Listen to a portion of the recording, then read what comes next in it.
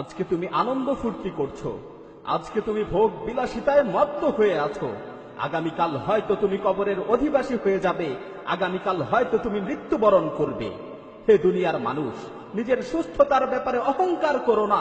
তুমি কি দেখোনি কোন ধরনের অসুস্থতা ছাড়াও কত সুস্থ মানুষ দুনিয়া থেকে বিদায় নিয়েছে? হে দুনিয়ার মোহে আচ্ছন্ন ব্যক্তি, আল্লাহর কসম করে বলছি, তুমি কবরে একাকী থাকবে, তোমাকে মাটি চাপা দিয়ে আসা হবে, তোমার এই সুঠাম দেহে কীট পতঙ্গ বাসা বাঁধবে। তোমার পূর্বে যারা দুনিয়া থেকে বিদায় নিয়েছে তাদের থেকে শিক্ষা গ্রহণ করো, তোমার পূর্বে যারা মৃত্যুবরণ করেছে তাদের থেকে শিক্ষা গ্রহণ করো। আল্লাহর শপথ করে বলছি, যখন তোমার মৃত্যু চলে আসবে তখন তুমি অনুতপ্ত হবে, যখন তোমার বিদায়ের ডাক চলে আসবে তখন তুমি অনুতপ্ত হবে।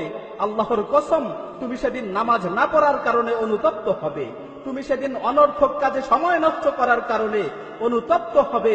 আমার প্রতিপালকের কসম করে বলছি, তুমি সেদিন নামাজ না পড়ার কারণে অনুতপ্ত হবে, তুমি সেদিন সময়ের অপচয় করার কারণে অনুতপ্ত হবে।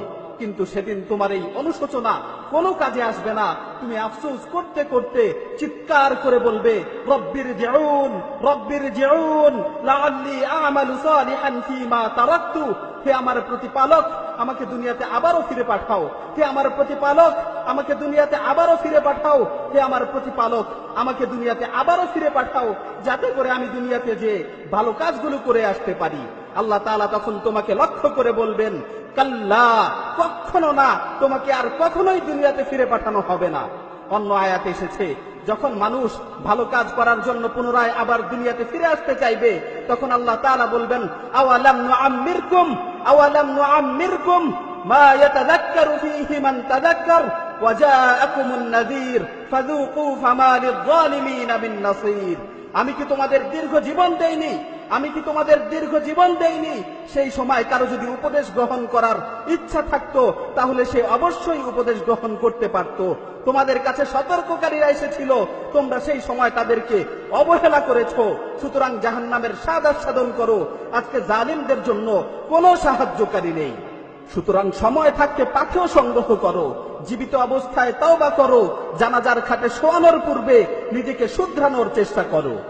যদি পাথেয় সংগ্রহ না করেই তুমি আখিরাতের সফর শুরু করো তাহলে তুমি অনুতপ্ত হবে।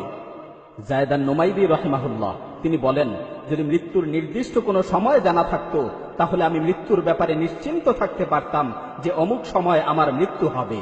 কিন্তু মৃত্যুর তো কোনো নির্দিষ্ট সময় আমার জানা নেই। আমি কিভাবে নিশ্চিন্ত থাকতে পারি যে আমার মৃত্যু কখন হবে? আমার মৃত্যু কি সকালে হবে না সন্ধ্যায় হবে? শেষ কথা হচ্ছে, তুমি তোমার বিবেকের কাছে প্রশ্ন করো, তুমি তোমার অন্তরকে জিজ্ঞাসা করো, তুমি কি এই অবস্থায় আল্লাহর সাথে সাক্ষাৎ করার জন্য প্রস্তুত? আজকে যদি তোমার মৃত্যু চলে আসে তাহলে তুমি কি মৃত্যুর সাথে সাক্ষাৎ করার জন্য প্রস্তুত? হে মৃত্যু সম্পর্কে উদাসীন ব্যক্তি, আগামীকাল তোমার মৃত্যুর ডাক চলে আসতে পারে। সুতরাং মৃত্যুর ব্যাপারে তোমার কি প্রস্তুতি রয়েছে? হে অনর্থক কাজে সময় নষ্টকারী, তুমি কখন জীবনের মূল্য বুঝবে? হ্যাঁ, তখনই তুমি জীবনের মূল্য বুঝবে যখন তোমার মৃত্যু চলে আসবে। হে দুনিয়ার মানুষ, আল্লাহকে ভয় করো। হে দুনিয়ার মানুষ, আল্লাহকে ভয় করো। যারা দুনিয়া ছেড়ে চলে গেছে তাদের থেকে শিক্ষা নাও। পরিশেষে আল্লাহ সুবহানাহু ওয়া তাআলার কাছে ফরিয়াদ করছি, হে আল্লাহ, আমাদেরকে আপনার দ্বীনের উপর চলার তৌফিক দান করুন, আমাদের মৃত্যুকে সহজ করুন, অন্ধকার কবরের ভয়াবহতা থেকে আমাদেরকে রক্ষা করুন, কিয়ামতের কঠিন মুহূর্তে আমাদের হিসাব নিকাশকে সহজ করুন। রব্বানা আতিনা ফিদ দুনিয়া হাসানাহ ওয়া ফিল আখিরাতি হাসানাহ ওয়া কিনা আযাবান নার।